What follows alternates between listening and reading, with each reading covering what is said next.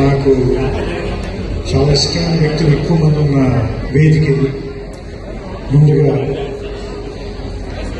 గౌరవ శాసనసభ్యులు ఆత్మీయులు మమతా రామకృష్ణ గారికి నమస్కారాలు. ఆయనకి నేను కాళ్ళకి నమస్కారం పెట్టడానికి ప్రతిసారి ఆయన పైకి కనిపించదు కానీ చాలా బలంగా తోసేస్తున్నారు, లాగేస్తున్నారు. అందుకని వారికి కనిపించలేదు, దీన్ని నేను ఆపలేదు కాబట్టి. అలాగే తెలుగు భాష అంటే విపరీతమైన మమకారం ఉంది. కవులని సాహిత్యం కోసం తరాలుగా జీవితాన్ని టైంని వెచ్చించిన మండల బుద్ధప్రసాద్ గారికి, గౌరవ శాసనసభ్యులు అవనియాల నుంచి వచ్చారు, వారికి నా పాదాభివందనం. అండ్ మనిషి దేశం వదిలేరు కానీ మనసు తెలుగును వదిలిపెట్టలేదని నాకు తోటకూర ప్రసాద్ గారిని చూసినట్టు అనిపిస్తుంది. చాలా మంది మాటల్లో చెప్తారు, కానీ ఆయన శాస్త్రి గారంటే ఉన్న ప్రేమ మొత్తాన్ని ఆయన సాహిత్యాన్ని ఆయన సంపుటాలుగా వేసి చూపించారు. ఈరోజు ఆయన విగ్రహాన్ని ఇక్కడ మన కళ్ళ ముందు 9 అడుగులతో నిలబెట్టి చూపించారు. ఇంకెంతకంటే ఒక మనిషి తనకున్న ప్రేమను చూపించడానికి నాకు తెలిసి తార్కాణాలు ఉంటాయని నేను అనుకోను. ఆయనకి మనస్ఫూర్తిగా నేను నమస్కారాలు చెప్తున్నాను. నా కృతజ్ఞతలు సార్. సిరివెన్నెల కుటుంబం తరఫు నుంచి, మా అందరి తరఫు నుంచి, ఆయన పిల్లలు, ఆయన తమ్ముళ్ళు, వాళ్ళ పిల్లలు, వాళ్ళ మనవులు, వాళ్ళ అల్లుళ్ళు, మా అందరి తరఫు నుంచి సో మీకు మనస్ఫూర్తిగా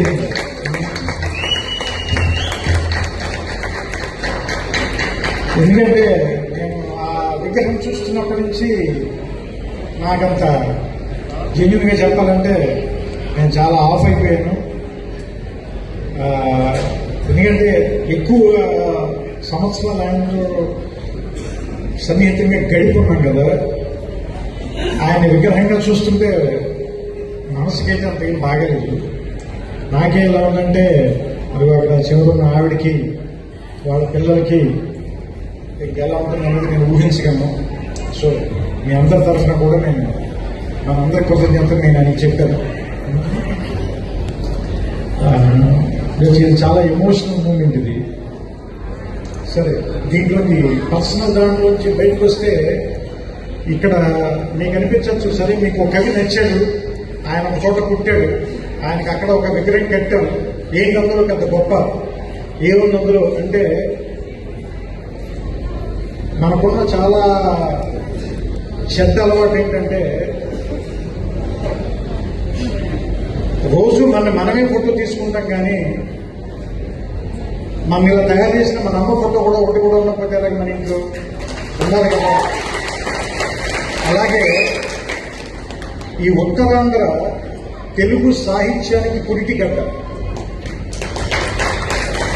ఇప్పుడు మనం మాట్లాడుకుంటున్న తెలుగు వ్యావహారిక పదాలన్నిటినీ, ఈ భాషని క్యాప్స్యూల్ చేసినటువంటి గిడుగు రామూర్తి పంతులు గారు, వ్యావహారికంలో 130-140 సంవత్సరాల క్రితమే కన్యాశుల్కం లాంటి అత్యద్భుతమైనటువంటి నాటకాన్ని రాసినటువంటి గురజాడ గారు, మాత్రా ఛందస్సులో ముత్యాల సరాల లాంటి ఫ్రీ వర్స్ రాయొచ్చు అని మొట్టమొదటిగా ఒక ప్రయోగం చేసినటువంటి గురజాడ అప్పారావు గారు, శ్రీశ్రీ తెలుగు సాహిత్యాన్ని ఒక శకాన్ని మలుపు తిప్పి ఈ శతాబ్దం నాది అని చెప్పినటువంటి శ్రీశ్రీ ఇదే అనకాపల్లి వీధుల్లో, వైజాగ్ వీధుల్లో తన స్నేహితులతో కలిసి తిరిగాడు. అలాంటి గొప్ప గొప్ప సాహిత్యకారుల్ని అందించినటువంటి రావి శాస్త్రి, 6 సారా కథలు రాసిన రాచకొండ విశ్వనాథ శాస్త్రి, ఇలాంటి మహా సాహితీవేత్తల్ని కన్న స్థానం ఇది. ఒక సీతారామ శాస్త్రి, ఇలాంటి వాళ్ళని మనం విగ్రహం పెట్టడం మూలంగా ఏంటంటే రోజు సాయంత్రం పూట అదే చోట క్రికెట్ ఆడుకునే కొంతమంది కుర్రాళ్ళు, అక్కడ కూర్చుని కబుర్లు చెప్పుకునే వాళ్ళు సడన్గా వెనక్కి తిరిగి చూసి ఆ లైట్ కింద ఉన్నది ఎవడరా అంటే సీతారామ శాస్త్రి ఒక రైటర్ అంటే ఆయన రాసిన పాట గుర్తు తెచ్చుకుంటే వాడి జీవితంలో మార్పు వస్తుందేమో. వాడి జీవితంలో ఎక్కడికి వెళ్తాడేమో. సో కొంతమందిని గుర్తు తెచ్చుకోవడం మూలంగా మనం బెటర్ అవుతాం. ఒక అమ్మాయిని ఏడిపించడానికి వెళ్ళేవాడికి వెనకాల అక్క కనిపించింది అనుకోండి, ఆగిపోతాడు కదా.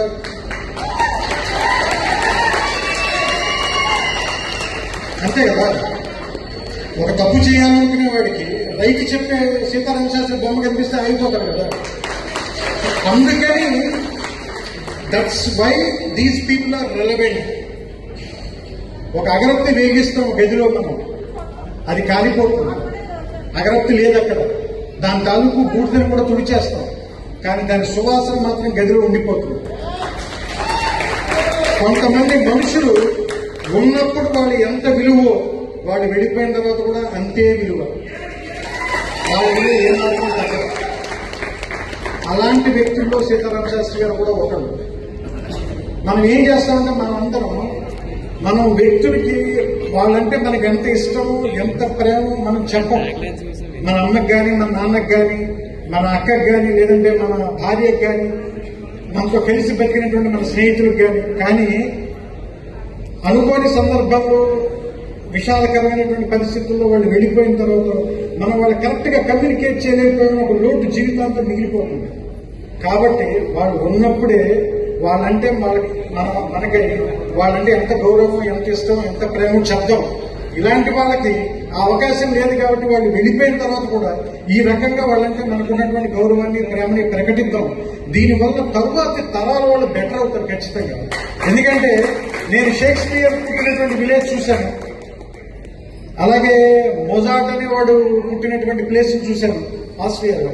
సో ఇలాంటి ప్లేసెస్కి వెళ్ళినప్పుడు వాళ్ళకి ఎంత గౌరవిస్తారు. అతను నడిచిన ప్లేస్, అతను వాడిన పియానో, అతను పట్టుకున్న పెన్ను, అతను రాసిన బల్ల, అతను వేసుకున్న బట్టలు, అతను వాడిన చేతికర్ర, వీటికింత విలువ ఉన్నప్పుడు ఇతను రాసిన పాటలు, ఈయన మన జీవితంలో తెచ్చిన మార్పులు, ఎన్ని రోజుల్ని, ఎంత నిస్సారమైనటువంటి సాయంకాలాన్ని ఎంత ఉత్తేజభరితంగా మార్చిన వ్యక్తులు వీళ్ళు. సో ఇలాంటి వాళ్ళకి మనం విగ్రహం పెట్టడం మూలంగా మన కృతజ్ఞతలు చాటడమే. వీళ్ళంటే ఏమిటో తెలియని తర్వాతి తరం వాళ్ళని చూసినప్పుడు వీళ్ళు ఎవరు అని అడిగితే చెప్పడానికి మన దగ్గర ఒక రికార్డు ఉంటుంది. అలాంటి రికార్డుని మనకి ఇవ్వటంలో ఉపయోగపడినటువంటి తోటకూర ప్రసాద్ గారికి మరొకసారి మనస్ఫూర్తిగా నా కృతజ్ఞతలు చెప్తున్నాను. నాకు ఇక్కడ వస్తుంటే, నాకు వెళ్తుంటే అక్కడే ఆయన పెళ్లి జరిగింది, ఇక్కడే ఆయన తిరుగుతూ ఉండేవారని చెబితే, మనుషులు పుట్టిన ఊళ్ళు చాలా మామూలు కావచ్చు, పెరిగిన ప్రదేశాలు చాలా మామూలుగా ఉండొచ్చు, కానీ వాళ్ళ ఆలోచనలు చాలా గొప్పగా ఉండొచ్చు. అవి మాత్రమే వాళ్ళని ఎక్కడెక్కడికో తీసుకెళ్తాయి. సో అందుకని ఇక్కడ ఉన్నటువంటి సీతారామ శాస్త్రి గారిని అక్కడికి తీసుకెళ్ళి, అక్కడి నుంచి అమెరికా దాకా ఖండాలు, సముద్రాలు దాటించి మనందరికీ ఇష్టడు అయినటువంటి చేసిన ఆయన ఆలోచనలు. సో అలాంటి ఆలోచనలు ఉన్నటువంటి వ్యక్తుల్ని చూడడం ద్వారా, వాళ్ళని స్మరించుకోవడం ద్వారా, వాళ్ళ గురించి మాట్లాడుకోవడం ద్వారా మనలో కూడా తరువాతి తరాల్లో కూడా అలాంటి వ్యక్తులు ఎంతో మంది వచ్చేటువంటి ఛాన్స్ ఉంటుంది. సో ఒక మామిడి పండుని తినేసిన తర్వాత దాన్ని టెంకని పడేస్తేనే నేలలో ఇంకో చెట్టు వస్తుంది. అలాంటిది ఒక ఆలోచన ఇంకోళ్ళు విసిరితే ఎలాంటి మహావృక్షం వస్తుంది. సో అందుకని అలాంటి వ్యక్తులు విగ్రహాలు ఎందుకు పెట్టాలి, లేదంటే వాళ్ళ గురించి పుస్తకాలు ఎందుకు రాయాలి, వాళ్ళకి వర్ధంతులు ఎందుకు చేయాలి, వాళ్ళకి జయంతులు ఎందుకు చేయాలి అంటే దండలు వేసుకోవడానికేమో, లేదంటే ఏమంటారు దాన్ని దీపాలు వెలిగించడానికేమో, ఉపన్యాసాలు ఇవ్వడానికి కాదు. దానివల్ల చాలా మందికి వాళ్ళు ఏం చేశారో గుర్తు తీసుకురావడానికి. ఎస్పెషల్లీ నేను మాట్లాడదలుచుకుంది ఇక్కడి నుంచి విజయనగరం దాకా ఉన్నటువంటి ఈ ప్రాంతం తెలుగుకి ఎంతో చేసింది. చాలా మంది గ్రేట్ పీపుల్ ఇచ్చింది. సో అది ఈయనతో మొదలుపెట్టి ఇంకా చాలా మందిని మనం గుర్తు చేసుకోవాల్సిన అవసరం ఉంది అనడానికి సిరివెన్నెల సీతారామ శాస్త్రి గారిని మొదటి అక్షరంగా పెట్టుకుని ఈ వర్ణమాల పూర్తి కావాలని మనస్ఫూర్తిగా కోరుకుంటూ ఇక్కడికి ఇచ్చేసి మీ అందరికీ నాకు అవకాశాలు ఇచ్చినటువంటి వారికి మనస్ఫూర్తిగా నా కృతజ్ఞతలు చెప్తూ మీ అందరికీ వినయంగా నమస్కారాలతో కృతజ్ఞతాభివందనాలు చెప్తున్నాను. మరొకసారి ఏదైనా తప్పుగా మాట్లాడినా, ఏమైనా ఇబ్బంది పెట్టినా దయచేసి నన్ను క్షమించండి. అందరికీ శుభ సాయంత్రం. నమస్కారం.